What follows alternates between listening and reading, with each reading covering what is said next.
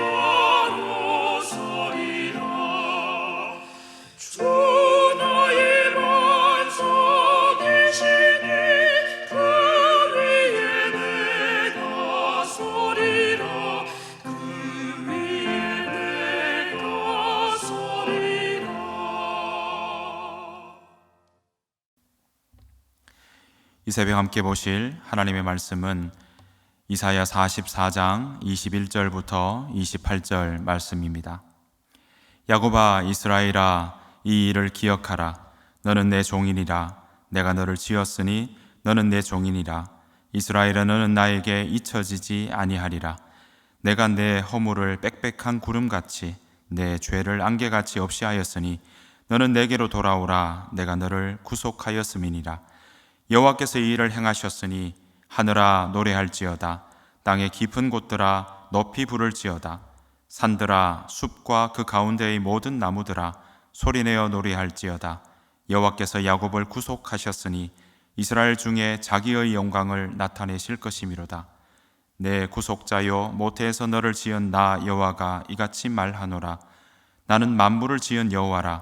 홀로 하늘을 폈으며 나와 함께 한 자 없이 땅을 펼쳤고 헛된 말을 하는 자들의 징표를 패하며 점치는 자들을 미치게 하며 지혜로운 자들을 물리쳐 그들의 지식을 어리석게 하며 그의 종의 말을 세워주며 그의 사자들의 계획을 성취하게 하며 예루살렘에 대하여는 이르기를 거기에 사람이 살리라 하며 유다 성읍들에 대하여는 중건될 것이라. 내가 그 황폐한 곳들을 복구시키리라 하며 기품에 대하여는 이르기를 마르라. 내가 내 강물들을 마르게 하리라 하며 고레스에 대하여는 이르기를 내 목자라. 그가 나의 모든 기쁨을 성취하리라 하며 예루살렘에 대하여는 이르기를 중건되리라 하며 성전에 대하여는 내 기초가 놓여지리라 하는 자니라. 아멘. 다 함께 기도하겠습니다. 우리를 자녀로 불러주시고 주의 날개 그늘 아래 감추어 주시며 우리의 숨결을 이어 새로운 한날을 살게 하시는 아버지 하나님, 그 은혜와 사랑을 감사드립니다. 짧은 장마를 끝으로 무더운 여름을 맞이합니다. 습하고 더운 날씨에 한사랑 모든 가족들이 강건하도록 이끌어 주옵소서.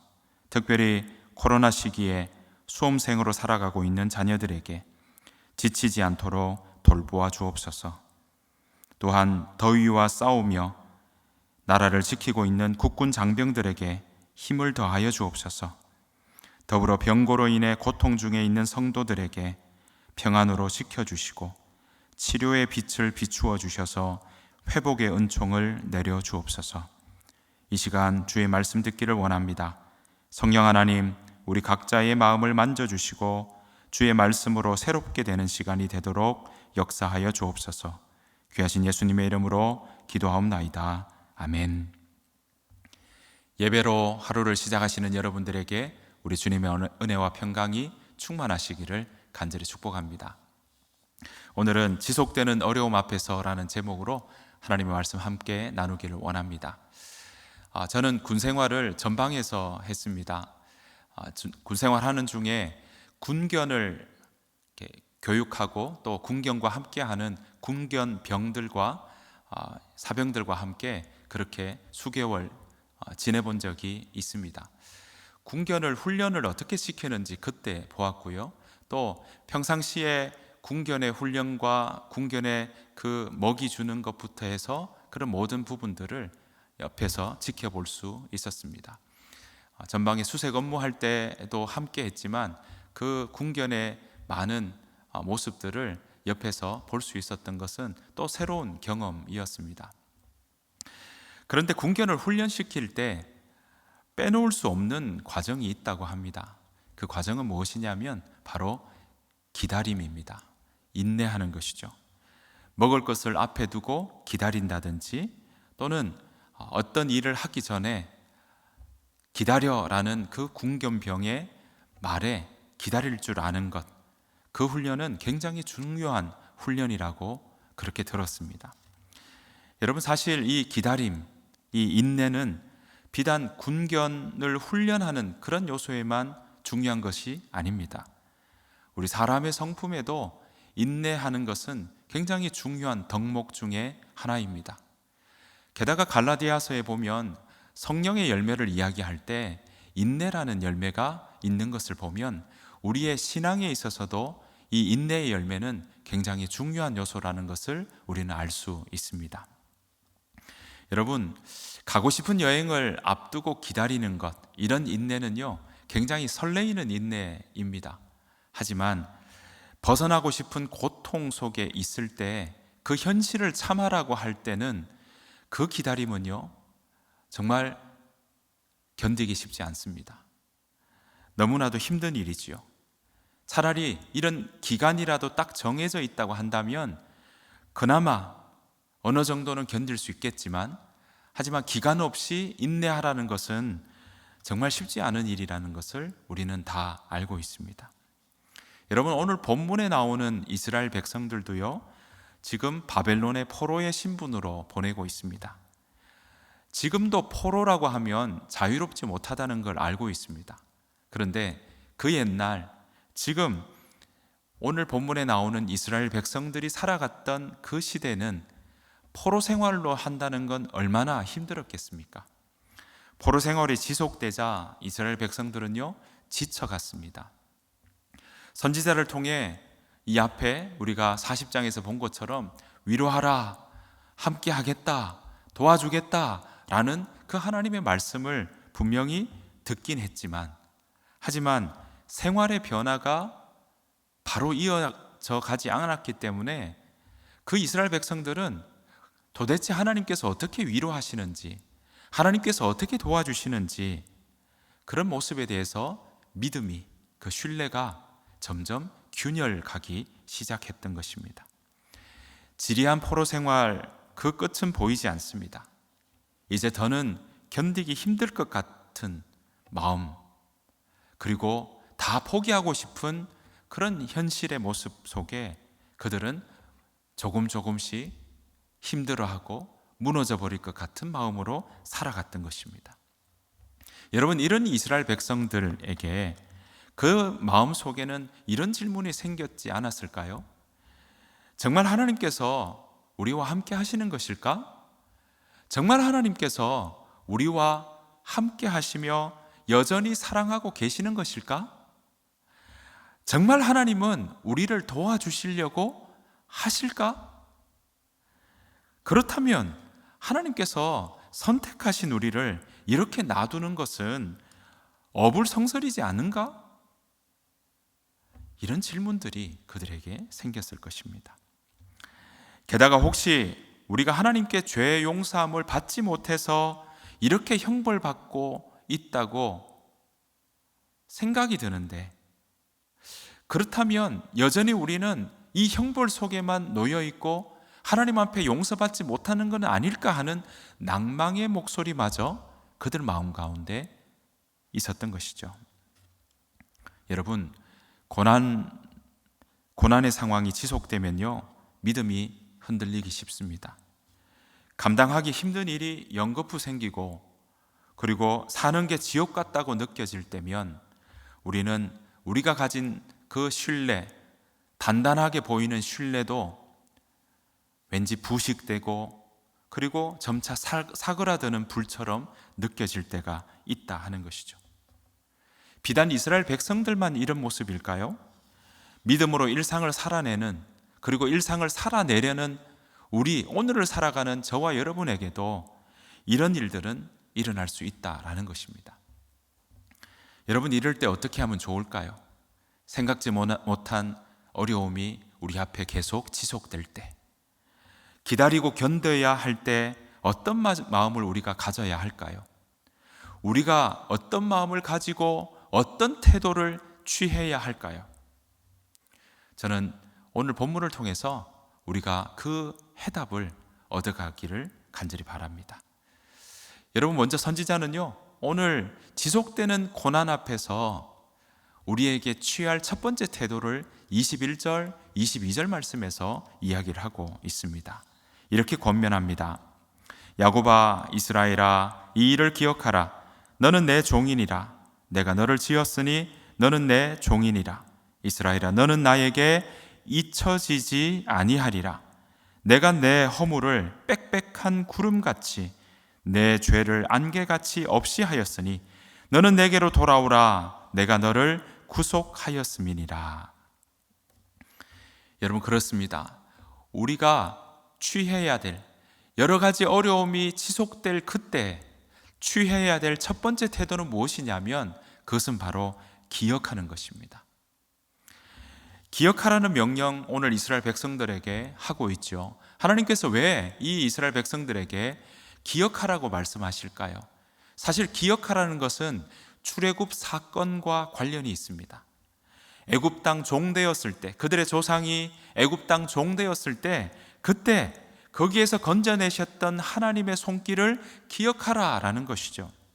그 말씀은요, 이스라엘 백성들이 하나님을 잊을지언정 하나님은 그때나 지금이나 애굽 땅 종되었던 그들의 조상들을 건져내었을 때나 바벨론 포로에 있는 이 백성들, 지금 여기에까지도 하나님은 이 이스라엘 백성들을 잊으실 수 없다는 것입니다.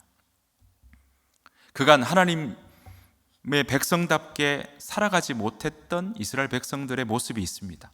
그들의 잘못이 있지요.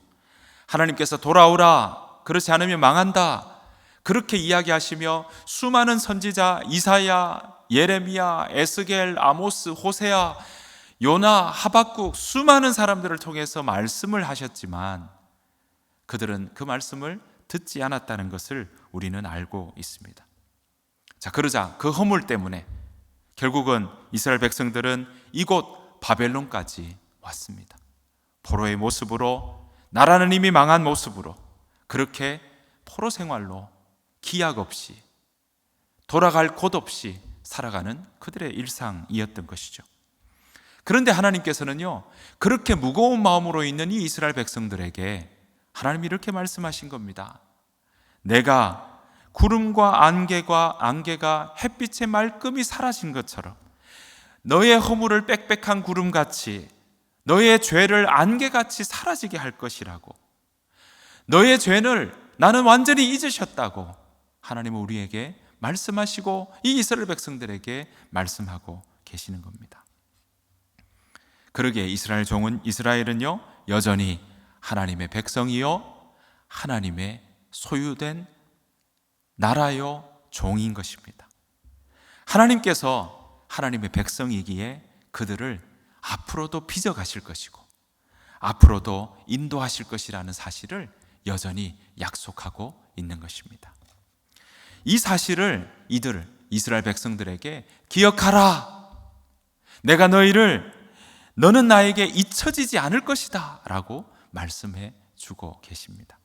사랑하는 성도 여러분, 그 하나님께서는요 오늘을 사는 우리도 잊지 않으십니다. 우리를 보살펴 주시고 인도해 가실 것입니다. 때로는 우리의 정욕과 우리의 잘못으로 인해서 우리가 기가 막힐 웅덩이와 수렁에 빠질 때가 있습니다. 사방에 우겨쌈을 당할 때가 있지요. 하지만 그때 다시금 우리에게도 요청하십니다. 기억하라, 하나님의 손길을 기억하라, 하나님께서 여전히 우리와 함께 하신다는 것을 기억하라라고 오늘 우리에게 말씀하고 계십니다. 포기하지 않으시는 주께서 우리를 기가 막힐 웅덩이에서 건져내 주실 것이요 그 수렁에 빠진 우리에게 다시금 건져내어서 의의 길로 인도해 주실 것입니다. 하나님은 여러분 시건하지 않으십니다. 말을 바꾸지 않으십니다. 약속하시고 선포하신 말씀들은 반드시 이루어 가십니다. 그 하나님께서 이스라엘 백성들을 회복시키듯이 오늘 저와 여러분을 회복시켜 주실 줄 믿습니다. 그 은혜를, 그 믿음으로 살아가는 저와 여러분의 삶 되시기를 간절히 축복합니다. 그러니 지금 이스라엘 백성들은 해야 할 것이 무엇일까요? 이런 하나님의 약속 앞에 무엇을 해야 될까요? 오늘 44장 23절 말씀에 이렇게 권면하고 있습니다. 여호와께서 이 일을 행하셨으니 하늘아 노래할지어다, 땅의 깊은 곳들아 높이 부를지어다, 산들아 숲과 그 가운데의 모든 나무들아 소리내어 노래할지어다. 여호와께서 야곱을 구속하셨으니 이스라엘 중에 자기의 영광을 나타내실 것이미로다. 여러분, 이스라엘 백성들이 해야 할 일은요 하나님께로 돌아와서 하나님께로 영광을 돌리기만 하면 된다는 겁니다. 하늘과 땅이 모두 찬양할 하나님을 인정하라는 것이죠. 오늘을 살아가는 우리에게 또한 동일하게 말씀하고 있는 것입니다. 이것이 바로 두 번째 태도입니다. 우리가 취해야 될 지속적인 어려움 앞에서 가져야 될 두 번째 태도가 바로 이것입니다. 하나님께 감사하고 하나님께 찬양하는, 하나님께 영광을 돌리는 삶이 바로 우리가 지속적인 고난 앞에서 가져야 될 태도라는 사실입니다. 사랑하는 성도 여러분, 우리 인생은요 지금의 주변 상황에 좌지우지되는 삶이 아닙니다. 물론 주변 상황에 영향을 받을 수밖에 없습니다. 여러 가지 어려움 속에 우리가 닥칠 때 영향을 받게 되죠. 마음도 힘들고요, 정말 깔아앉게 되고요, 좌절하게 되고 낙담하는 마음들이 있고 살 소망이 없을 때가 있습니다. 그러나 그 상황 때문에 우리의 인생 모든 것이 다 달려있지는 않다는 것입니다.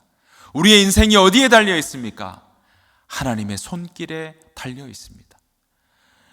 주어진 현실보다 하나님이 더 크십니다.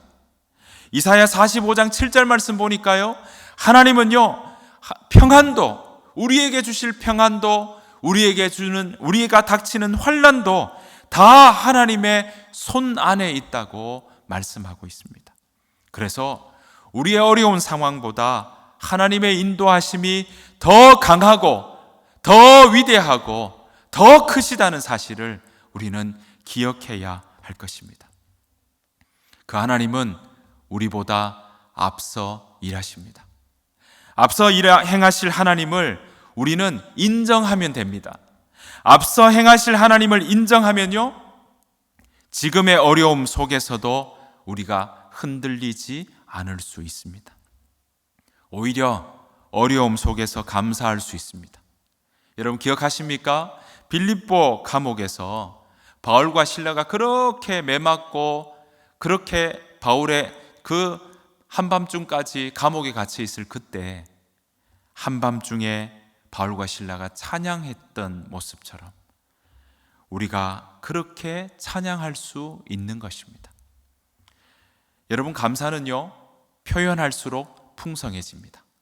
우리가 일상에 감사하자고 캠페인 벌이고 있지 않습니까? 점프 153을 통해서요. 그러한 감사의 표현은요, 우리를 더 풍성하게 만들어주고 우리의 일상에서 어려움에 내 마음이 빠지지 않도록 우리를 만들어준다는 사실입니다. 여러분 이런 감사와 찬양이 우리의 삶 속에 끊어지지 않기를 간절히 축복합니다. 여러분 하나님은요, 역사의 주인이십니다. 역사의 주관자 되십니다. 오늘 선지자를 통해 말씀하신 대로 하나님은요, 이 역사의 주관자이시기에 이 역사 속에서 하나님이 약속하신 그 모든 일들을 이루어 가십니다. 오늘 본문에서도 함께 읽었던 본문 이후에 45장 1절부터 쭉 나오는 것을 보면, 또 마지막 우리가 함께 읽었던 9절에서도 보면 이방 나라의 왕이었던 고레스 왕을 통해서 하나님은요, 그 약속을 성취해 가셨습니다. 고레스 왕을 통해 바벨론에 끌려와서 살던 모든 사람들에게 그들의 신앙의 자유를 선포하는 일을 이루어 가셨습니다.